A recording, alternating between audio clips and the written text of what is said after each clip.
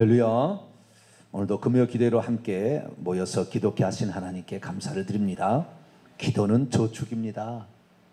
있을 때, 행할 수 있을 때 해야 되죠.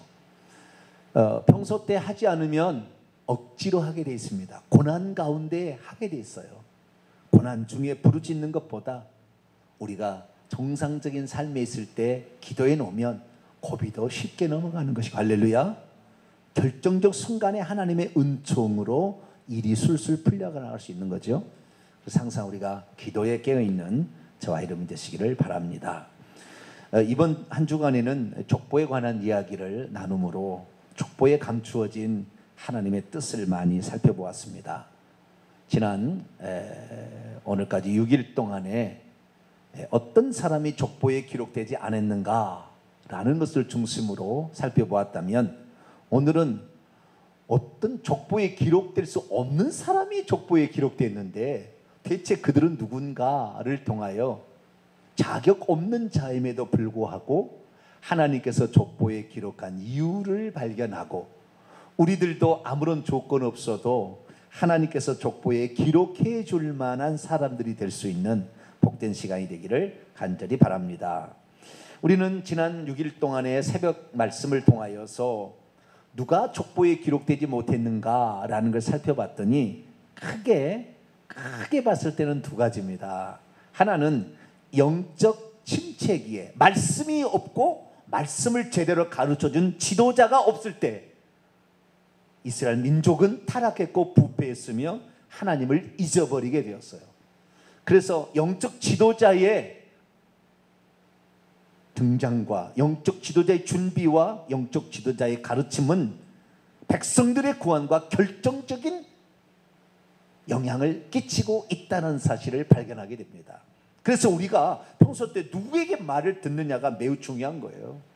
어떤 지도자의 말을 듣느냐가 매우 중요한데, 이런 영적 침체기, 예를 들어서 이스라엘 민족이 애굽에 들어갔을 때에 야곱이 살아있을 때는 야곱으로부터 언약 계승의 중요성을 알고 그것을 얻기 위해서 형 에서로부터 죽임당할 위험성을 갖고 있으면서도 그것을 얻기 위해서 피하는 노력을 감당했던, 물론 방법이 그렇게 좋지는 않았지만 그러나 그렇게 해서라도 그 언약 계승자가 되었는데, 너희들은 그 언약 계승을 절대 잃어버리면 안 된다. 그래서 그 교육을 받은 세대는 하나님을 잘 섬겼지만, 그러나 그 언약의 계승이 이어지지 못한 세대는 족보의 이름이 사라짐으로, 족보의 이름이 기록되지 않았다는 것은 결국에 하나님의 생명체 이름이 기록되지 않은 것을 예표하는 것입니다. 결국에 그들은 구원받지 못했다는 거죠.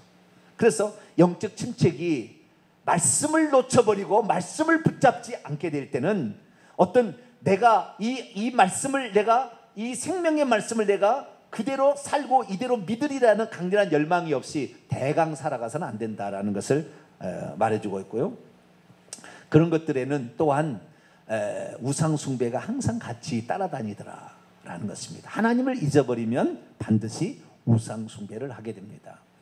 두 번째, 그 족보에 기록되지 못한 사람의 특징, 구원받은 사람의 특징은 뭐냐면, 물질적인, 세상의 물질적인 것이 풍요로워졌을 때 하나님을 잊어버리고 또 구원받지 못하더라. 애굽에 들어갔을 때도 하나님을 잊어버리는 것이 고센 땅의 물질의 풍족함 때문에 하나님을 잊어버리고, 뿐만 아니라 여호수아의 인도로 젖과 꿀이는 가나안 땅에 들어왔지만, 가나안 땅에 들어와서 사사시대에 하나님을 또 잊어버려서 사사시대 수대가 기록되지 않는, 이름이 기록되지 않는 상황에 보게 되면, 물질의 이 세상의 것이 크고 이 세상의 물질을 따라가는 자는 반드시 하나님을 잊어버리게 돼 있다. 그래서 우리는 물질이 있든 없든지 간에 항상 언약 계승자로 천국 백성을 만들어가는 일에 우리의 물질을 쓰고 또 우리의 삶을 들여서 우리가 하늘나라에 기억하신 바 되는 복된 성도가 되길 바랍니다. 자, 그러면 이 족보에 기록되지 말아야 될 사람이 기록이 됐다 이 말이에요.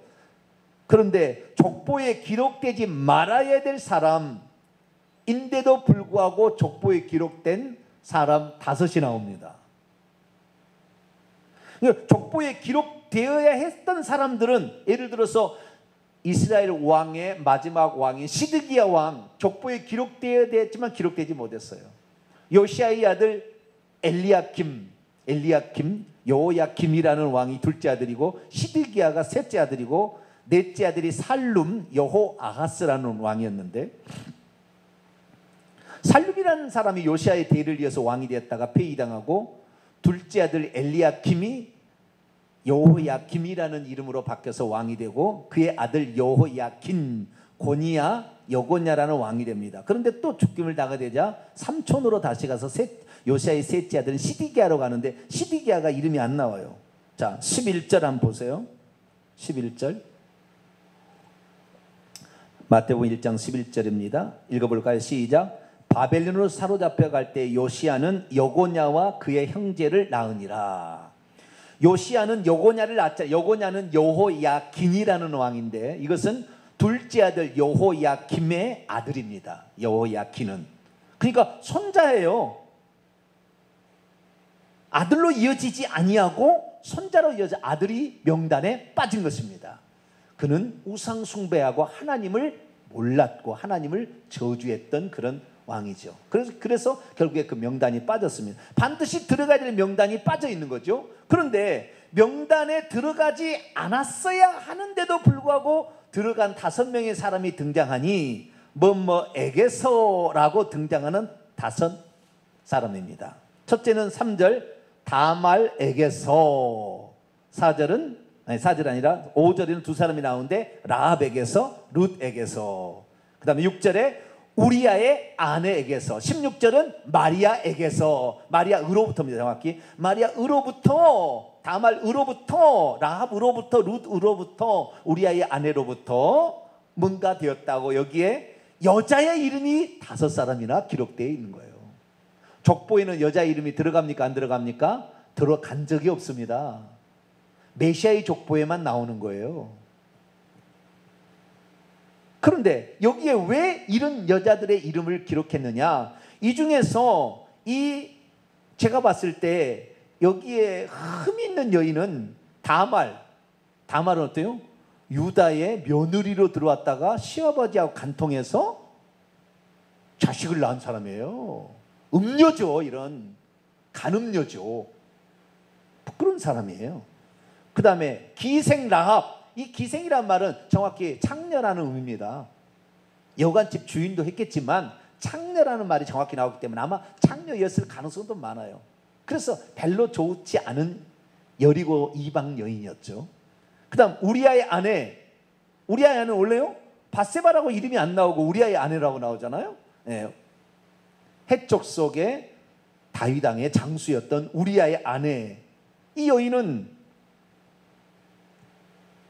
자기 남편 두고 다른 남자하고 다른 왕한테 자기 몸을 허락함으로 말미암아 자식을 낳은 이 여자도 보통 좋은 여자가 아니에요. 아시겠죠? 네. 좀 나으면 그래도 룻이에요. 룻. 자기 남편이 죽었어요. 말론이 10년 뒤에까지 일찍 시집을 온 것 같아. 한 15살에 시집 와서 25살까지 애를 낳지 못했어요. 그렇으나 자기 남편이 죽고 자기 시아버지도 죽고 다 죽었어요. 시어머니 혼자 남았는데 시어머니를 따라서 유대 땅 베들레헴으로 따라가는 거예요.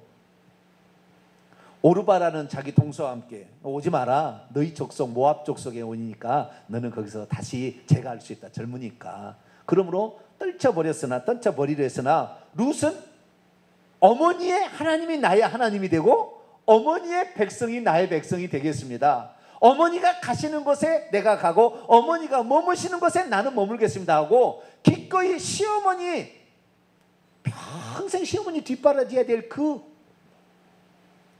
힘든 여정을 스스로 선택한 여인이에요. 시어머니가 가라 그랬다니까요. 아니 그럴 필요 없다. 나는 하나님이 치셔서 나는 마라 쓴물 인생이 되었지만 너는 그래도 잘 살아야 되지 않겠냐. 그런데 끝까지 따라왔더니 결국에 이 룻이라는 여인이 재혼을 했는데 총각하고 결혼을 해가지고 다윗 왕의 증조 할머니가 된다 이 말이에요. 이 룻이 오벳을 낳고 오벳이 이새를 낳고 이셋이 다윗을 낳았거든요. 그러니까 이 좀 나은 것은 그래도 믿음을 좇자. 예? 자기 시어머니가 섬기는 신이 여호와 하나님이고 자기 민족이 섬기는 신은 금오스 신이었어요. 그런데 비교를 해보니까 사라 역사는 참신이 누군가를 그 시어머니를 통해서 알게 되었어요. 그래서 시어머니를 배반하지를 못하고 하나님을 배반하지 못하고 고생 때는 고생길이 환히 열렸을지라도 시어머니를 따라가겠다는 그 열망, 결국에 그것 때문에 결국에 이 룻 여인은 그래도 조금 나은 여인이에요. 그런데 다말도 간음녀죠. 라합은 창녀죠. 우리아의 아내도 간음녀입니다. 부끄러운 여자들이죠. 괜찮은 여자는 마리아인데 마리아는 기구한 운명의 여인이에요. 또 마리아는 괜찮아요. 마리아는 창녀는 뭐 이런 건 아니에요. 마리아의 아버지가 누가복음 3장 23절에 나오는데 헬리라는 아버지가 있었어요. 그런데 그 헬리라는 아버지가 자식을 못 낳은 거예요. 자식을. 그래서 이 자식을 못 낳게 되면 이스라엘 사람들은 자식이 아니라 아들을 못 낳았어요. 딸만 낳은 거예요. 둘을 낳았어요. 첫째 딸은 마리아고 둘째 딸은 살로메입니다. 이 헬리가. 살로메는 야고보와 요한의 어머니고 마리아는 예수의 어머니가 되는 사람이죠. 마리아하고 살로메 두 딸만 낳은 거예요. 헬리라는 사람이. 마리아의 어머니는 성경에 나오지 않지만 전례에 의하면 안나라고 한 여인이었다고 나와요. 근데 어쨌든 그건 잘 모르겠고 헬리라는 사람 분명히 나오는데 가문의 문을 닫게 됐어요. 근데 민수기 27장과 36장 읽어보면 슬로보앗의 딸들이 나와요. 우리에게도 기업을 줘. 슬로보앗이 딸을만 5을 낳고 아들을 못 낳은 거예요. 그래서 죽어버렸어요. 그러니까 아버지의 상속 그 기업이 다른 사람에게 넘어가려고 하는 거예요. 가문의 문이 닫힐 뿐만 아니라 기업도 다른 데 넘어가는 거예요. 땅이 딴 데로 넘어가니까 이 모세에게 찾아와 가지고 슬로바스의 딸들이 말합니다. 모세요, 우리가 원치 않았으나 우리 아버지가 아들을 낳지 못해서 딸만 5을 낳았는데 우리의 기업이 딴 데로 넘어가고 우리의 가문도 문을 닫게 생겼습니다. 그러니 우리의 가문이 없어지지 않도록 해주시고 우리의 기업이 다른 데로 가지 않도록 해줄 방법을 우리에게 주는 것이 맞지 않습니까? 그랬더니 모세가 하나님께 기도를 합니다. 그럴 때 하나님께서 슬로바스의 딸들의 요구 조건이 맞다, 들어주라 그러는 거예요. 단 조건이 있다. 슬로바스의 딸들은 절대 다른 지파의 시집을 가면 안 된다. 왜냐하면 이렇게 하기로 했거든요. 만약에 딸만 낳았는데 아버지의 족보가 있는데 딸만 낳았으면 이 딸이 시집을 가는데 가까운 친족에게로 같은 지파에게로 시집을 가게 되면 두 집안의 족보가 하나로 된다는 거예요. 그래서 족보가 없어지지 않고 두 족보를 쓸 수 있다는 겁니다. 그래서 족보가 없어지지 않고 뿐만 아니라 딸의 아버지로부터 물려받은 딸의 기업이 남편인 데릴사이처럼 되는 이 남편이 그 기업을 받아 누림으로 다른 지파로 기업이 안 넘어가는 방법을 만든 거예요. 이것이 이제 그 민수기 27장 36장에 나오는 이야기입니다. 그래서 마리아하고 살로메는 반드시 유다 지파의 총각을 만나서 결혼을 해야 어떻게 해요? 기업을 물려받을 수가 있는 거예요.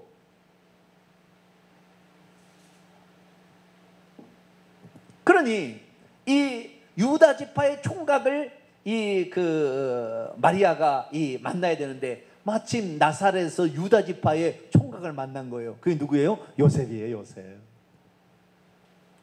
그래서 요셉을 만나지 못했더라면 평생 시집 못 가고 살 뻔했는데 마침 목수로 일하는 요셉이 어쩌다가 거기까지 왔는지 모르겠어요.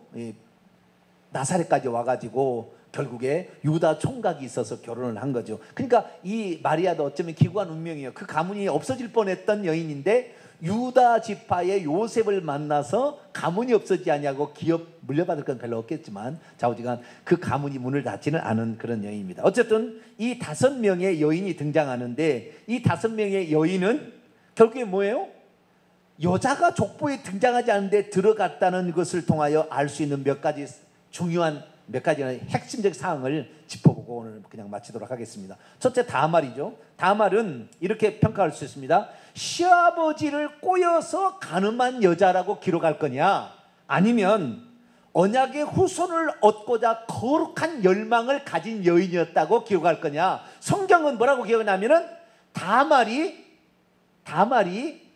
시아버지를 꼬셔서 음욕을 채운 여인이라고 말하지 아니하고, 자기의 태를 통해서 유다 지파로 말미암아 왕이 태어난다는 메시아 가문을 자기의 태를 통해서 이루기를 간절히 원해요. 왜냐하면 이 유다가 엘과 오난과 셀라를 낳았는데 엘이 죽었어요. 엘의 부인으로 다말이 들어온 건데 엘이 죽었어요. 둘째한테 줬는데 오난은 이 여자한테 씨를 주지 않는 거예요.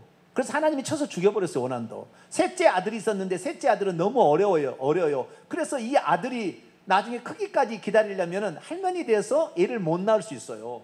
그러면 자기가 원래는 유다 지파의, 창세기 49장에 보면 홀이 유다를 떠나지 아니하고 실로 메시아가 올 때까지 그 가문이 계속 갈 거라는, 그 가문이 메시아를 탄생할 거라는 예언에 따라서 자기의 남편 엘이라는 남편을 통하여 메시아를 낳을 수 있는 기회가 줬는데, 자기 남편이 죽어버려 말미암아 애를 못 낳았으니 씨가 끊어져 버린 거죠. 그러니까 결국에 이 여인이 결국에 시아버지를 그 창녀로 가장을 해가지고 그렇게 해서 시아버지로부터 자식을 낳는 거예요.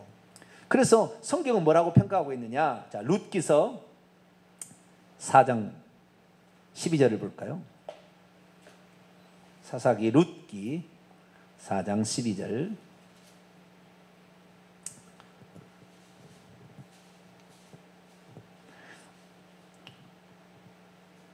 룻기서 4장 12절 한번 읽어볼까요? 시작. 여호와께서 이 젊은 여자는 룻입니다.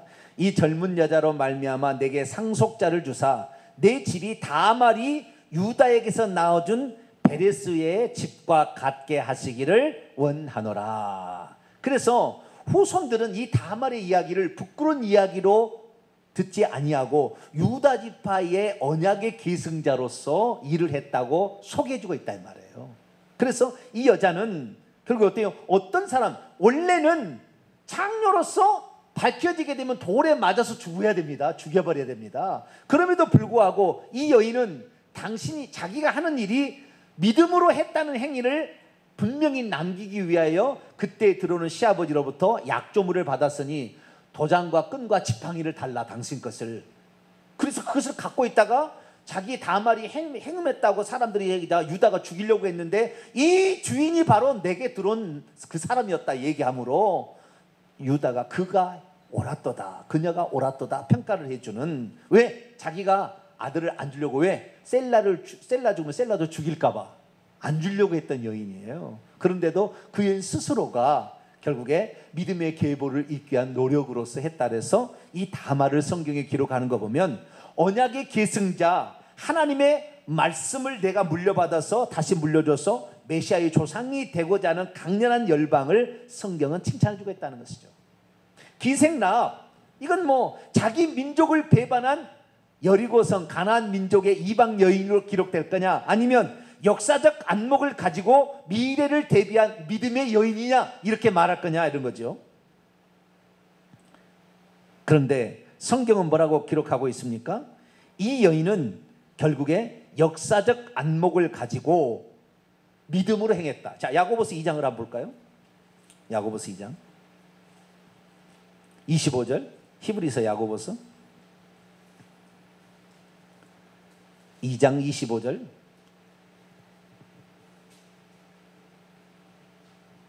읽어볼까요? 시작. 또 이와 같이 기생라합이 사자들을 접대하여 다른 길로 나가게 할 때에 행함으로 의롭다 하심을 받은 것이 아니냐. 이 믿음으로만 아니라 믿음과 행함을 통하여 의롭다함을 받은 여인으로 기록된다 이거죠. 그래서 이 기생라합은 자기 민족을 배반한 것이 아니라 이 여인은 기생과 여간집을 하면서 세상 돌아가는 정세를 다 알았어요. 그래서 하나님께서 홍해를 말랐다는 것도 알았고 상천하지의 여호와만 하나님이라는 걸 또 알았어요.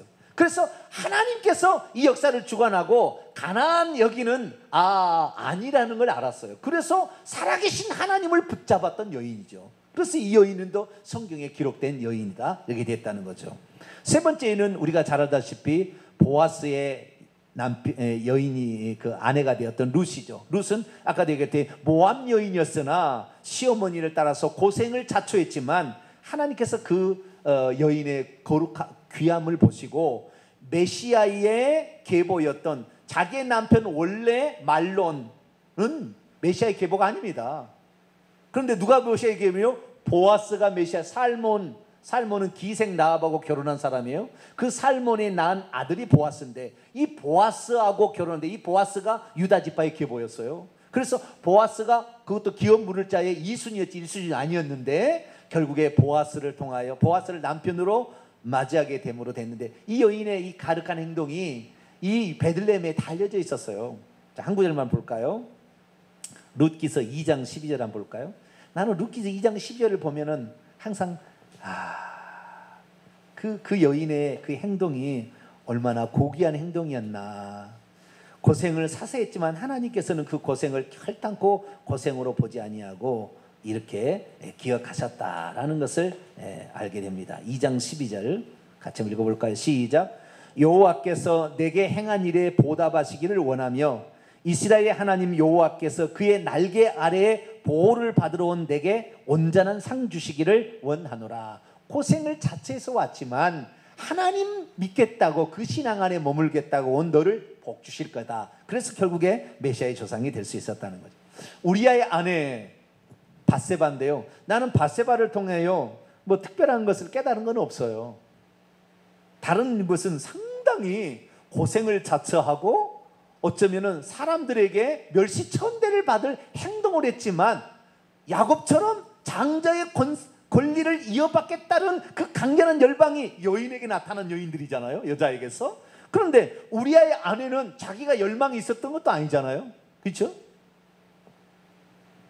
자기가 메시아에 무슨 낳겠다는 열망이 있는 거 아니잖아요. 그런데도 이 족보에 들어왔어요. 족보에. 그래서 저는 여기에 대해서 아직까지 특별히 제가 성령의 감동을 받은 건 없어요. 우리아의 아내 어떤 평가를 얻어서 여기에 들어왔을까?